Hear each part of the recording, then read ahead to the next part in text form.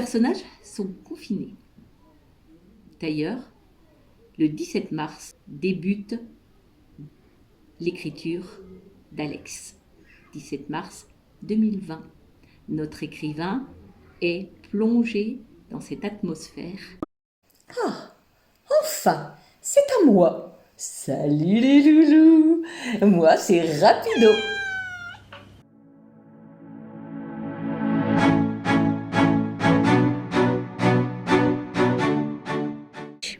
Alors je dirais que ce projet est né de deux choses, du deuxième confinement et des nouvelles technologies.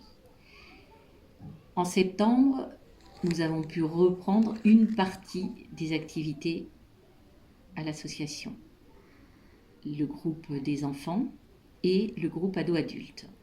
Les ateliers donc avaient lieu normalement jusqu'au deuxième confinement. Là, j'ai demandé, comme nous avions commencé un travail autour des improvisations, j'ai demandé à mes ados-adultes s'ils étaient intéressés de le faire par visio. Donc on a commencé tout simplement les uns et les autres, confinés avec la caméra par Skype, à essayer en fait de se positionner comme il fallait pour pouvoir parler avec les autres à travers des exercices que je donnais. Travail sur le regard, travail sur l'émotion, travail sur les expressions du visage, travail avec des objets qu'on essayait de se passer d'une image à l'autre, un cadre limité, comment on peut évoluer dans ce cadre, bien sûr avec des plans rapprochés, des plans plus éloignés. Donc toute cette gymnastique nous a permis d'aller vers des thèmes d'improvisation. Salut, je m'appelle Rapido, car je suis le plus vif et j'ai des beaux yeux verts.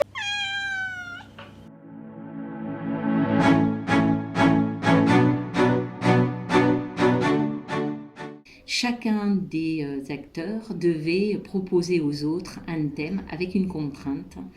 Et le premier qui a été tiré au sort, ce fut un thème qui s'appelait Chapeau de paille en hiver, expression de la grand-mère d'Arthur, donc notre jeune metteur en scène sur cette expérience qui n'était entre autres qu'une improvisation, mais qui fut tellement extraordinaire qu'il devint pour nous le maître du jeu.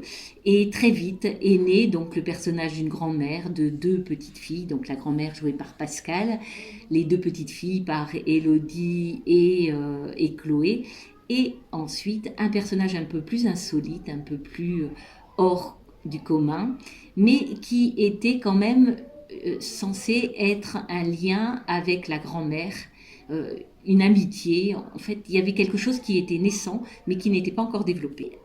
D'autres thèmes sont venus, entre autres carnaval, le jeu dans la lune, et j'avais demandé à chacun de mes acteurs de conserver ces personnages, et comme Arthur n'avait pas de personnage, si ce n'est que celui d'un metteur en scène, je lui ai confié le rôle de l'écrivain, d'un jeune écrivain un peu hors du commun, qui était un petit peu différent, un petit peu inquiet. Ils ont réussi en fait à faire naître des personnages qui avaient vraiment une étoffe. Et j'ai décidé, grâce aux enregistrements de Skype, d'écrire une histoire. Ah, c'est à moi. Je m'appelle Rapido, j'ai de beaux yeux verts et je suis à la recherche d'une belle comble. Rapido, fiche-moi la paix. C'est pas toi la vedette ici. Et puis laisse-moi dormir. Écoute-la.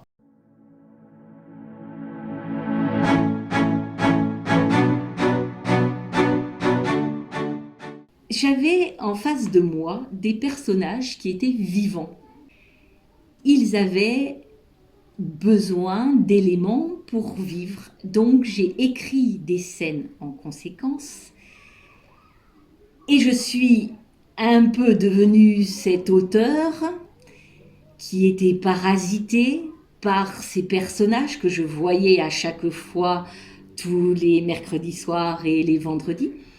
Et cela m'a fait vraiment penser à la mise en scène d'un texte que j'avais monté il y a quelques années, 6 personnages en quête d'auteur, de Pirandello. Mais là, le personnage principal, c'est-à-dire ce jeune écrivain qui en était à son 3e roman mais qui ne trouvait plus d'inspiration, se retrouvait dérangé par un ancien personnage qui était stocké dans un dossier sur son ordinateur. Tout prenait sens. On était en confinement. On avait déjà vécu un premier confinement. J'avais en face de moi des acteurs qui ne demandaient qu'à jouer, mais qui se retrouvaient bloqués dans un espace. Le jeu de ces acteurs, leurs contraintes sont devenues les contraintes de mes personnages. Et là, le jeu a pris un sens. Et l'écriture également.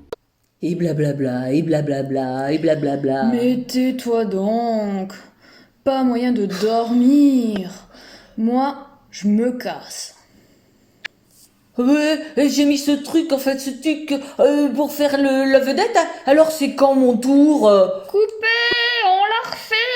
Et mes friandises, on m'avait promis.